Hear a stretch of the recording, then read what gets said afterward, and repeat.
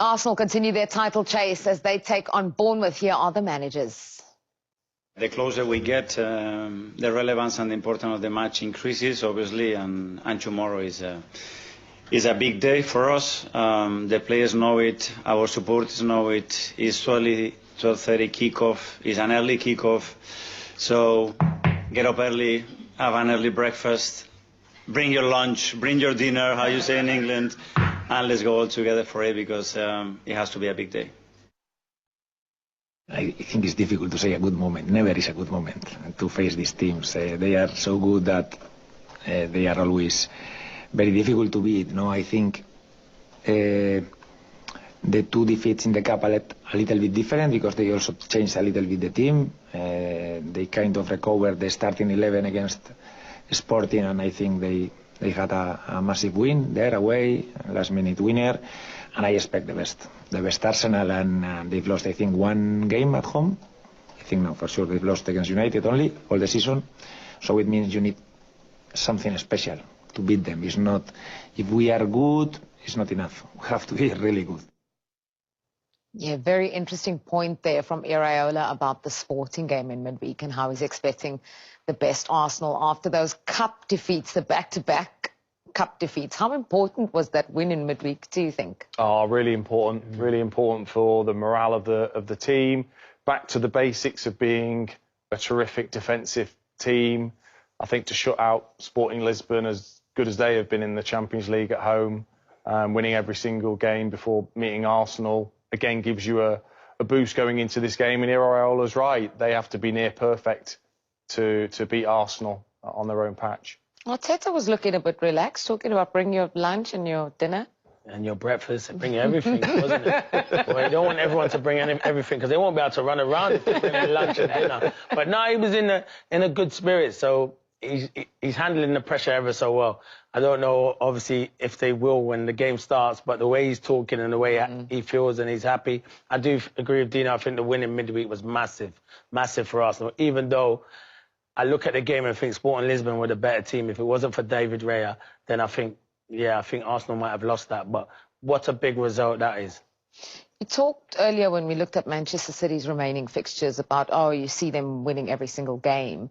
With Arsenal, for some reason, there isn't that feeling. Is there a nervousness in the team? Is there an uncertainty that perhaps you would have seen in the Sporting game, the way that they are battling to get over the line? Or does it not really matter as long as they keep winning? They are battling, and it's going to be difficult. Against maybe a team that can punish them a bit more, they would get punished. But at the moment, when it's this stage of the season, it's all about just getting the points in. They know how many points they need to win the Premier League title, and that is their main aim, and that was their main goal at the start of the season. And if they do that by not playing attractive football or scoring from set pieces, as people like to say, who cares? At the end of the day, it don't say Arsenal won the Premier League by scoring from set pieces. It just says Arsenal won the Premier League. So they got to find every mean possible to win the Premier League at the moment. There's psychological elements as well when you look at that run-in and who plays first and who manages to get the result and then piles even more pressure on the other is a big factor. Arsenal had that opportunity on Saturday. Non-negotiable for them. Yeah, absolutely, to put that pressure on and have the rivals watch and see those 3 points being taken. Albeit City have got that experience in their squad to handle that. It is really important. And even in that run-in, there are 2 games where City play twice before Arsenal next play, and then Arsenal play twice. So there is gonna be some twist. There is, because Arsenal have shown that they're not in full flow, particularly. That they're not. They're clunky. They're scrapping through games. There's an edginess to some of their performances. So you would expect them to drop points. You would. But the difference for Arsenal, and most evident in those 2 cup games when he wasn't there, was David Raya. I mean, people are talking about him as being in with the shout for player of the season. Yeah, he will be in a shout for player of the season. He's been outstanding. I think he's been brilliant this season. He's made big saves at big moments. We talk about Gabriel, we talk about Declan Rice, Saka, but he's been fantastic. It just makes me laugh when he first came to Arsenal. Lots of debates when he was with Ramsdale, should be the number 1, and Arteta said he's my number 1. And he's been magnificent. I think as a player, you can take your game to a different level. the goalkeeper's took his goalkeeping to a whole different level. He's made big, important saves at crucial times. I'm not talking when they're winning 3 or 4-0 draws. I'm talking about when they're 1-0 up. That was against Minter, which was an outstanding save. For me, he's one of the best around in the world at the moment. I mean, when he came in, people were saying that Arsenal didn't need a goalkeeper. Well, Arsenal saw what they had and what his potential was. And, you know, he's head and shoulders above everybody else in terms of the race for the Golden Glove with 50. Yes, he's got a great defence in front of him, but there's long periods where he's not involved, and then he has to come to life with these big saves. And I think they miss his distribution, that ability for the defenders to pass it back to him. He can really handle it, you know, clipping it out to the fullbacks. You know, when we're there and watching it live, he looks like a midfield player. He does. And that's credit to him, because that's the way goalkeeping has gone, and he's taking that forwards. Arsenal obviously defensively solid. I'm just wondering creatively, who leads them? Who are they looking to? The reason why I think Max Daumann has so many people excited is because he plays without fear, and that fear is evident, especially with Arsenal going forward. Yeah, listen, Odegaard's been injured quite a bit, but I think the one player who's back now training is Eze. I think he can be their X factor. That's why they brought him in, and it's a good known stat from now to the end of the season for the last previous couple of seasons at Palace. This is where Eze comes to life. So I think having him back fit, because I thought he'd be out a lot longer with the calf injury, but seeing him be involved in training, I think it's a huge positive for them. But me and Dino was saying, the attacking players in Arsenal will have to do a lot better. If I'm a centre-forward playing there at Arsenal, with the amount of chances I get created, should be scoring a lot more goals. They should be well clear at the moment. But I think if you're looking for someone to give you that X factor from now to the end of the season, I'd probably put my hat on Eze. Yeah, springtime Eze, they say, is clutch. There you go. Speaking of goal scoring, Bournemouth certainly know how to do that. I know they're the draw specialists lately, but maybe defensively vulnerable, but scoring goals, they can always do it. Remarkable, really. I mean, it's just in terms of recruitment. If you think of the players that they've lost, but continue to bring players into the club that can be a genuine threat going forwards, and I always think Bournemouth are just a great watch.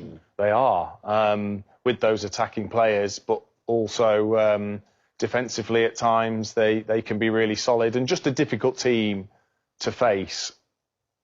The one thing you're not quite sure on is that level of performance. Yeah. And Arsenal hold a 9-point lead over Man City ahead of their game with Bournemouth tomorrow. Mikel Arteta's future has been a topic of conversation because of reports of a new contract. And here is what Arteta had to say about it today. No, there's no news on that. I think we'll have time to discuss that now. The full focus is on what we have to do from here till the end of the season. I'm fully committed here. I'm really happy, and I feel good. My family is good. I still have so much ambition and things to do in this football club, and for now we are in a good place.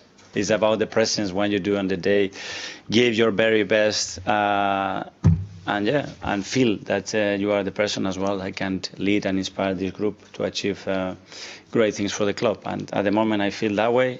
I know you're looking at me. I know you just want to say the word bottle. That's all you want to say. Jimmy's I literally thinking about I think a little bit different than the young man. Oh, fine. Yeah, go ahead. I'm glad he called me a young man. They're pragmatic. They're solid. They don't give a lot away. Yes, that's how you win the league normally. Would I want to see more the Arsenal way? Yeah. You know, with a little bit more flair. But that is me, outstander, lover of football. Yeah. You know, you don't win leagues all the time like that. So, going back to what you asked, I think he's been very lucky to be this long at a club. That stature. Yeah. And having to be able, they must have believed in him. Yeah, that doesn't happen a lot. Rightly so that they have believed in him, because look where he is now. But that doesn't happen a lot, you know, in the modern football world. How much do you think then in the last, I guess, the last 3 weeks since the Carabao Cup final, you know, then obviously going out to Southampton in the FA Cup in the meantime, City, they're thrashing Liverpool. How much do you think the momentum has changed within the title race? Well, that will show against Bournemouth, you know. nobody expected them to lose at Southampton. You know, even though it was not the strongest team, nobody expected that. Yeah. Everybody expected them to be a little bit stronger against Man City in the final, that it would be a lot closer. And there is where Man City might get more belief. Yeah. And Arsenal might get more pressure on them. But if you're good players and if you are at the top, you have to be able to handle those moments. Yeah. You know, and against Bournemouth, that will show. If they go out to Bournemouth and they win 0-2, they will get such a boost from that. Well, they go 12 points clear. City go on to play Chelsea. It's forget about the points. Forget about just the feeling that they have now won after that lost. You know, and then you change that momentum, because momentum is very, very, very important. And keeping that momentum, let's take a look at the fixtures as well, because I mean, when you look at what both sides have got to come up against, I mean, Man City there, they've got... I mean, Arsenal have got some tough games. Obviously, they've got Man City away that they have to take on. They've got Newcastle at home. Other than that, it's teams kind of outside the top 8. If you look at City, they've still got to play Aston Villa at home. They still have to play Chelsea, and they've still got that match with Arsenal. Everton as well, who are pushing for a European place. But, David, do you think that 9-point lead, do you think it's almost like a bit misleading? Like, you know, because it is a game in hand, and then if they win the game against Arsenal... that's an Arsenal fan. Don't sit on the fence! I'm telling well, you're the perfect person to ask Arsenal, yeah, I know. They ain't won nothing since I left. But they got a 9-point lead. They are pragmatic in their approach this year, and what Jimmy was saying, like, you want to see a bit more freedom and the talented players they had to go and win games more convincingly. But they've certainly operated in a sort of pragmatic way and got the job done, you know. But I think Arsenal being 9 points clear, the banana skin is that Man City game. Like, depending on what happens with that game, if you know which way it goes, you know, could determine sort of the outcome. But any time you play in the Premier League, there's no easy game anywhere. Yeah. It's, you go into every game, even Bournemouth, you know. Yeah, that game against Man City, if they go for it, they'll win it. Yeah. If they go and they lose it. Like in the Carabao Cup, it was very... Yeah, they sat back. They struggled against the press, it looked like, you know, when I was there. But do you think, David, Pep's finally got this City side firing? You know, like Semenyo is playing out of his skin. I mean, you know, they brought in Mark Gay. Haaland's back in the goals as well. Are we looking at a City side now where you could look at it and go, they can win all of those games? Well, they could, and they probably will. But I think Arsenal will do the same. I think that's the build on next year with Arteta coming in and who rebuilds ahead of next season and looking for that sort of 5 to sort of 10 years domination is where Arteta and Arsenal have got to be looking at, you know, because Man City they've sort of revitalised with Xerxes as well. What a player he is, you know. Yeah. He's sort of flamboyant, what he's doing and inspiring young people and people to watch the game. Yeah. They're the like old school players that sort of you just want to turn on the TV and watch him, don't you? So allowing him to play and the other Semenyo, he's come in and done outstanding, and Haaland and Gay and so on. So they're in a bit of a transition, but they'll come back strong next season. So Arsenal have just got to concentrate and get the job done, yeah. OK. Well, you can see Chelsea against Manchester